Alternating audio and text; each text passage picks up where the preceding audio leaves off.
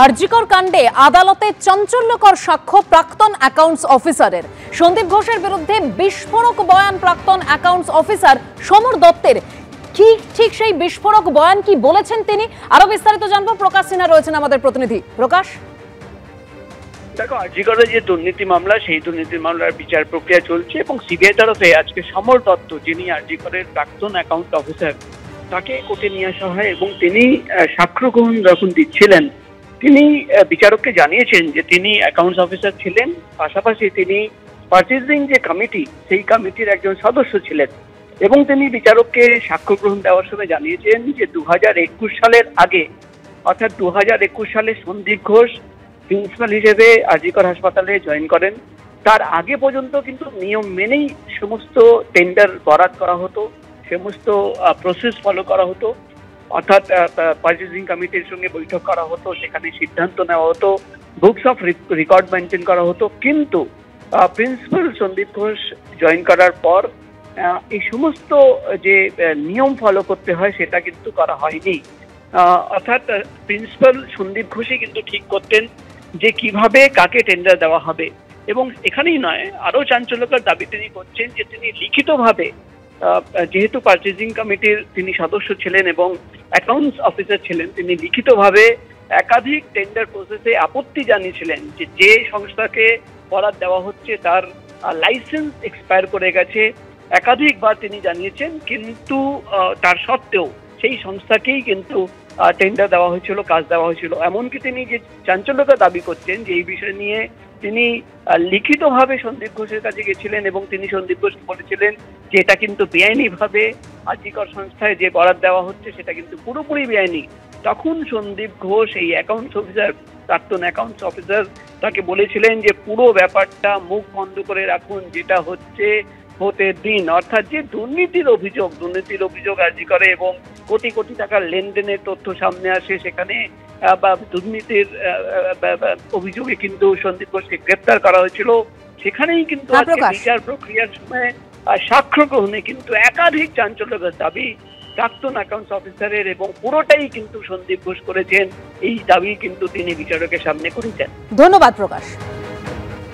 বীরভূমের সিউড়ি, যেখানে তৃণমূল কংগ্রেসের গোষ্ঠী দ্বন্দ্ব একেবারে তুঙ্গে উঠেছে। একেবারে এক গোষ্ঠী অপর গোষ্ঠীর ওপরে লাঠি, সোঁটা, বাঁশ নিয়ে চড়া হয়েছে। কাজল শেখ ঘনিষ্ঠ সিউড়ি 2 নম্বর ব্লক সভাপতির গোষ্ঠীর সঙ্গে অনুব্রত গোষ্ঠীর সংঘর্ষ।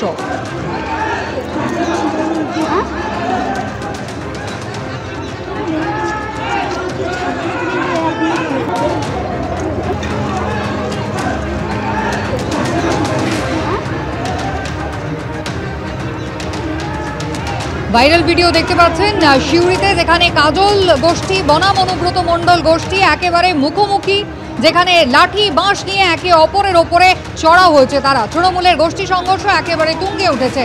সামনে বিধানসভা নির্বাচন, তবে বীরভূম কিন্তু বারবার উত্তপ্ত হচ্ছে, যেখানে কাজল শেখ বনাম অনুব্রত গোষ্ঠী বারবার সম্মুখ সমরে।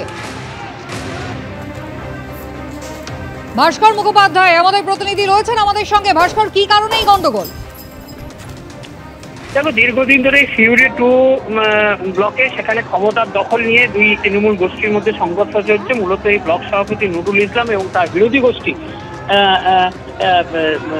বকুল শেখের গোষ্ঠীর মধ্যে সংঘর্ষ চলছে। এবং গতকাল একটি মিটিং ছিল এখানে, এবং সেই বৈঠকে একটি সমঝোতা হওয়ার কথা ছিল, কিন্তু সেই সমঝোতা হয়নি। তারপরে আজ সকালে গোপালপুর গ্রামে সেখানে দুই তৃণমূল গোষ্ঠী, অর্থাৎ এই ব্লক সভাপতি এবং তার বিরোধী গোষ্ঠীর মধ্যে সংঘর্ষ শুরু হয়। এবং প্রথমে বাঁশ লাঠি নিয়ে, পরে ইট ছোড়া হয়, দুই পক্ষকে ইট ছোড়ে। এবং এই ঘটনায় প্রায় 2 থেকে 3 জন আহত হয়েছে, তাদের মাথা ফেটেছে বলে গ্রামবাসীদের দাবি। এবং বেশ কয়েকটি বাড়িতে ভাঙচুর চালানো হয়। এই খবর পেয়ে সিউড়ি থানার পুলিশ ঘটনাস্থলে আসে এবং পরিস্থিতি নিয়ন্ত্রণে আনে। এবং গ্রামবাসীদের যেটা বক্তব্য হচ্ছে যে এলাকার দখল কোন গোষ্ঠীর হাতে থাকবে, এইটা নিয়েই সেই সংঘর্ষের মূল কারণ এই যে ব্লক সভাপতি, যিনি বীরভূম জেলা পরিষদের ভুক্ত কর্মাধ্যক্ষ এবং জেলা পরিষদের জেলা সভাধিপতি কাজল শেখ ঘনিষ্ঠ, অন্যদিকে বকুল শেখ হচ্ছে সে এখানকার তৃণমূল নেতা এবং সে হচ্ছে অনুব্রত মণ্ডল ঘনিষ্ঠ বলে জানা যাচ্ছে। এবং এই দুজনের মধ্যেই এই সংঘর্ষ চলছে এবং গত প্রায় 1 বছর ধরে সংঘর্ষ চলছিল।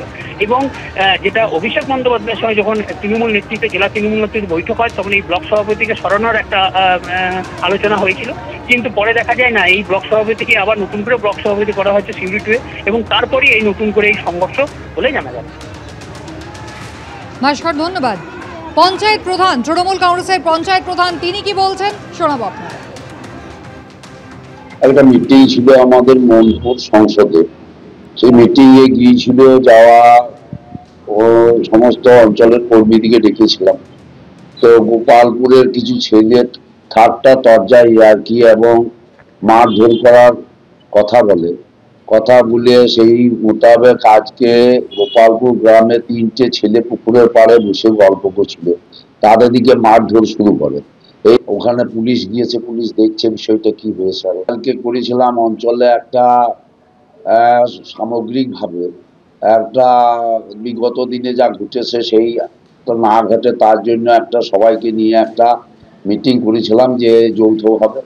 সেই মিটিংটা কিছু লোক মানছে, কিছু লোক মানছে না, তার পরিপ্রেক্ষিতে এই ঘটনা ঘটছে। গন্ডগোলের সূত্রপাত, এলাকার দখল কার হাতে থাকবে তাই নিয়ে। আর এই প্রসঙ্গে বিজেপির পক্ষ থেকে কি বলছেন ধ্রুব সাহা, বিজেপি নেতা, দেখুন। তৃণমূল কোন দিকে যাবে আর কাকে শ্যাম রাখি না ফুল রাখি, এই পরিস্থিতি দুই পক্ষর কাউকে আটকাতে পারছে না। এলোমেলো করে দেওয়া, লুটে পুটে খাই যে তৃণমূলের নীতি। এখন বালির পয়সা, পাথরের পয়সা, গরু পাচারের পয়সা, এই যে কাঁচা পয়সা, এই কাঁচা পয়সার ভাগবাটারি, তারপরে পঞ্চায়েত সমিতি, জেলা পরিষদ, এখানে বিনা টেন্ডারে কাজ করতে দেওয়া এবং তার কাটমানি, এই কাটমানির পয়সা, এই পয়সা নিয়েই নিজেদের ঝামেলা। স্বাভাবিকভাবেই ইট বর্ষা হয়েছে বাখরা নিয়ে। আর এই যত ইলেকশন আসবে তত এই ধরনের ঘটনা চলবে।